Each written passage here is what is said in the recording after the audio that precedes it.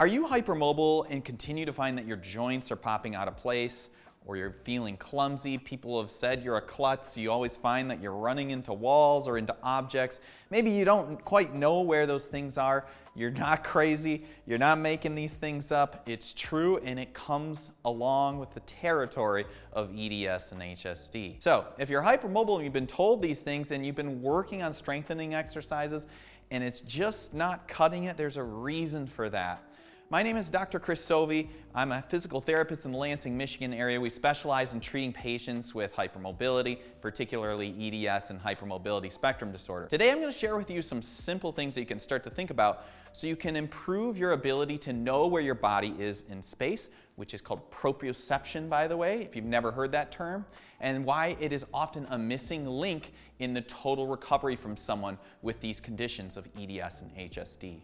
I'm not going to go too deep into the mechanisms today of why this occurs. Instead, I just want to give you some practical things that you can think about and try right away to see if it begins to make some progress in increasing your body's awareness of where it is in space, which ultimately leads to less injury and more function. So perhaps you've heard of proprioception exercises, or when you think of improving your balance, you might think of something like maybe you've seen somebody do this in the gym where they're standing on one of these BOSU balls one way or another, and they might be doing things like squats. Well, the problem with this, if you're hypermobile, is this is a very, very challenging thing to do and often way too advanced until you're in a stage where you're towards the end of your rehab. Instead, we need to be thinking way more basic than that. So I'm going to show you some things lying down to start so you can build this awareness of where your limbs are in space. Again, proprioception, an important adjunct to strength training exercise. But let me also be clear that you definitely need strength training exercise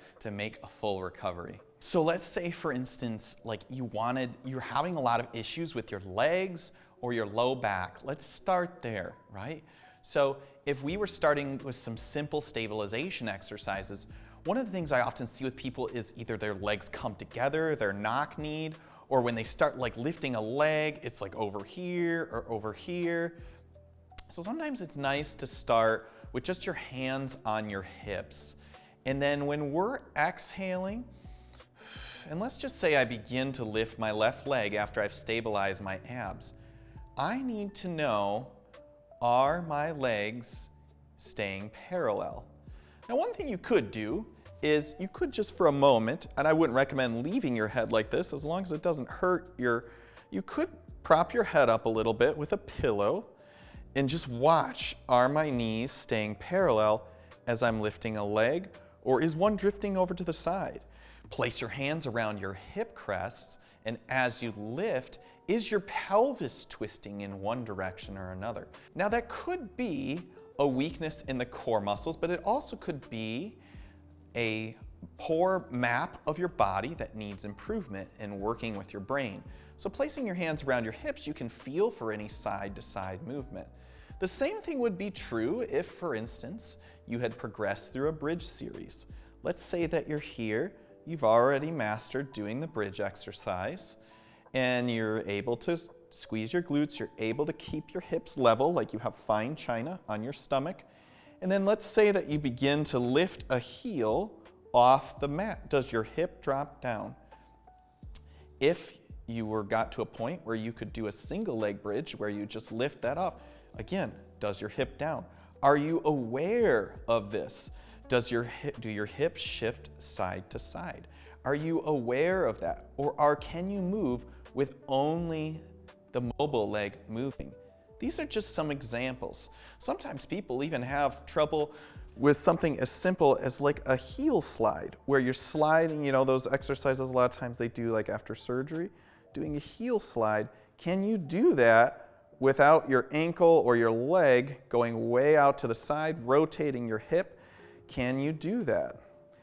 And so, as best you can, you use a little bit of visual help, whether you prop your head up, try not to crank on your neck. Sometimes you can also use props. So again, back to the bridge exercise, notice I have some yoga blocks between my legs now.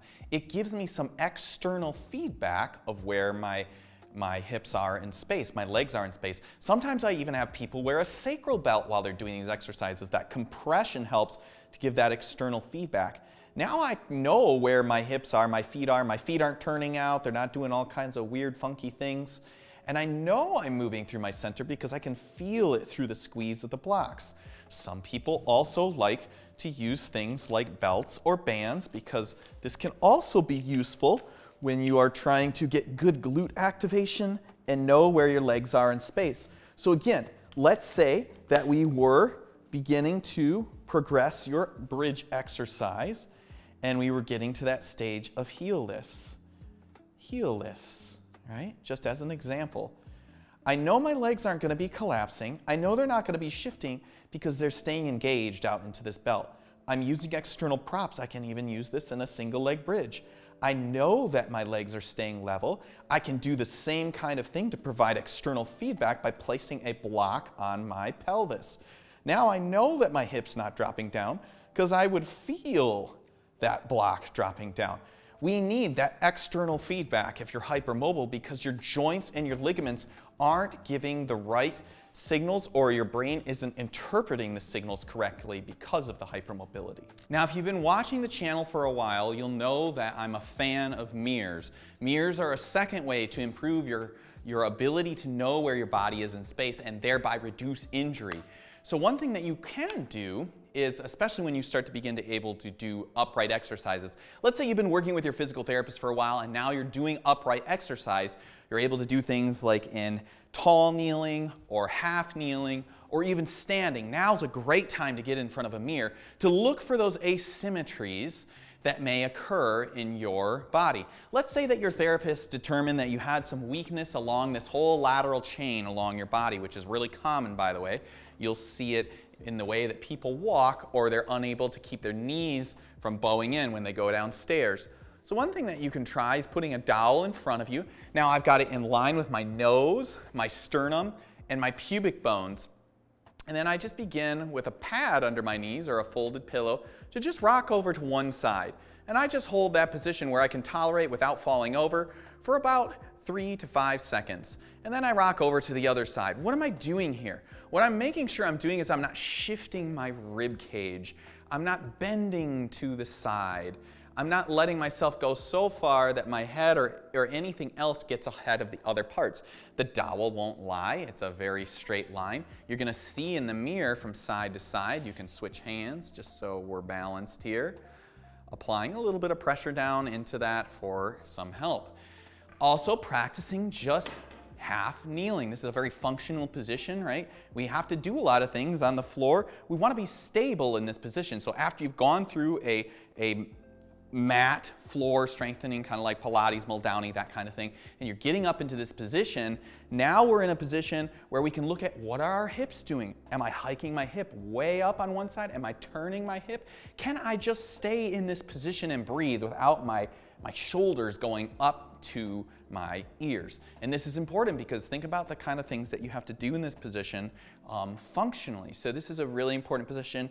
You could work on the same thing on the other side. Can you do this without your foot turning way out, without your knee caving in? Look in the mirror. Make sure you're doing these in front of the mirror. Is your knee tracking straight forward? Are you able to keep your hips level and from rotating? These are all critical parts to developing a better mind-body awareness, a map of where your body is in space. Hey, are you enjoying this video? Be sure to give it a like and subscribe to the channel if you're new. It really helps out the channel so the algorithm pushes it out to other people just like you looking for this kind of content. Also, if you didn't know already, we have a private free community for people with hypermobility looking to network with other people going through the same thing and also find evidence-based tips and encouragement for those with Ehlers-Danlos syndrome or HSD. Check it out at hypermobilitypt.com. Link is in the description below. Lastly, we've talked about this in some of our other videos. If you haven't seen some of our videos on strengthening your legs, you're definitely going to want to check those out. But once again, proprioception applies here. Let's say you're going up some stairs. You have trouble with stairs. Now, getting something like an adjustable step is very economical, cheap, Great way to strengthen your legs, but also improve your awareness of where your body is in space. I know I sound like a broken record here, but getting on a step in front of a mirror is a great way to address a lot of issues with the lower extremity. If I am standing with one leg on a step, I'm looking to see if my knee continues to track straight forward. If it's caving in, we know we have an issue either with weakness on the outside of the hip, or we're just not aware of where our legs are in space. So often we have to train that pattern of shifting your weight from your back leg to your front leg many, many times over, maybe even thousands of times before your body starts to make a new program for that. This would be an advanced exercise in a way, because you would never start someone with something like this who has hypermobility because they just don't have the baseline strength. Again, strength is very important. You need to get that first, and then when you're doing upright exercises, then you're able to organize it well because you have that baseline strength. So you can do rocking exercises where you're coming up on one leg, like this. You can also practice in front of a mirror doing some side steps where you're tracking this leg. Are your hips staying level? Are you hiking up one hip? Is one hip bowing out? Like let's say I'm over here, I'm going on this side, and my hip bows as I lower my leg down. Then you either need to make the steps smaller, you need to go slower, or you need to add more support, maybe another dowel. You can add 2 dowels when you do an exercise like this. So that's the general idea behind proprioception. There's a million ways to progress these kind of things, and there's always a next level, but that's why it's important that you're working with a physical therapist who's knowledgeable in hypermobility, preferably in your local area when possible in those early kind of phases. But regardless, we're definitely going to continue to talk a lot about this on the channel, so I encourage you to subscribe. Check out our private community, Hypermobility PT. Love to hear the kind of things that you guys are struggling with, because we'll always tailor our content towards the kind of things that you're looking for. So if you found this helpful, drop it a like, give us a comment, let us know, the kind of things that you're struggling with. Do you find that you're constantly running into things or feel like a klutz, or someone's called you a klutz, or even though you continue to do strengthening exercise, you feel like your joints are still going out of place, getting injured, that kind of thing? Proprioceptive exercises may be the missing link. We look forward to seeing you guys in the next video.